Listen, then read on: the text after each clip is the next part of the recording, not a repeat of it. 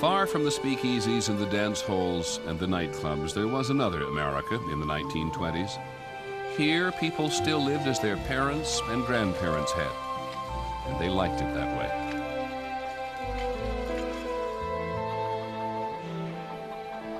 In the early 1920s, this was a quiet, easy life. Neighbors would come over, what we call the front porch visits. And that's where there would be discussion, maybe a little gossip. Throughout the 1920s, new technologies would transform daily life. At the beginning of the decade, most Americans lived without electricity. When night fell, only candles and lamps held off the darkness.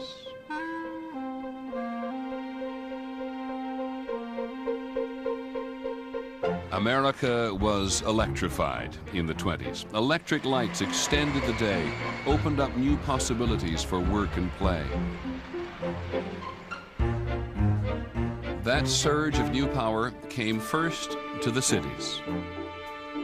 And by the decade's end, the majority of American homes had electricity.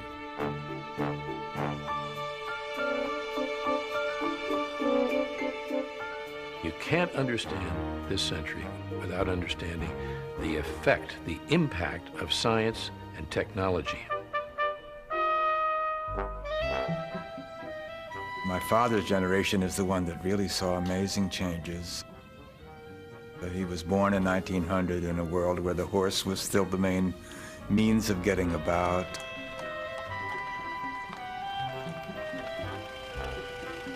The car seemed to me more revolutionary in a way than anything that's happened since. It totally changed the kind of space we live in, really. The car would give Americans a sense of autonomy and freedom. The freedom to escape their city or town, to go away on a vacation, or simply on a day's outing.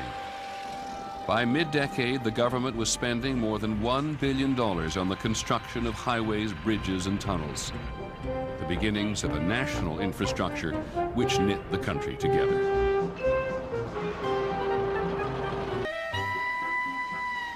Out on the so-called highways of those days, outside of New York, we saw the billboards. Roadways were soon dotted with a new phenomenon, roadside advertising. They were big and colorful and beautiful, I thought. Advertising helped transform not just the physical landscape, but the cultural one. Along with advertising came the expansion of a brand new consumer concept, credit. The old inhibition against debt came tumbling down, as everything from cars to clothes could be bought on time. Buy now, pay later became the order of the day. By 1927, 75% of all household goods were bought on credit. And in the last years of the decade, the item desired most was the radio.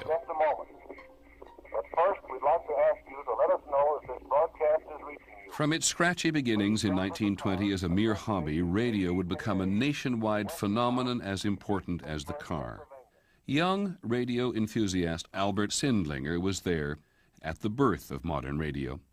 In 1920, the night station KDKA, broadcasting from a factory rooftop in Pittsburgh, transmitted the results of the presidential election. One of the gentlemen was reading the election returns. He got sick, so for about 35 or 45 minutes, I read election returns. Nobody had any comprehension of the significance of what was going on. But don't forget, there were only a couple of hundred listeners. Within 6 months, every store in America, even grocery stores, were selling radio sets.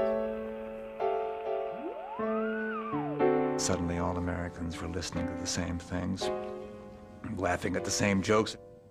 It was a kind of communal exercise here, and very much a strengthening of your notion of what it was to be an American.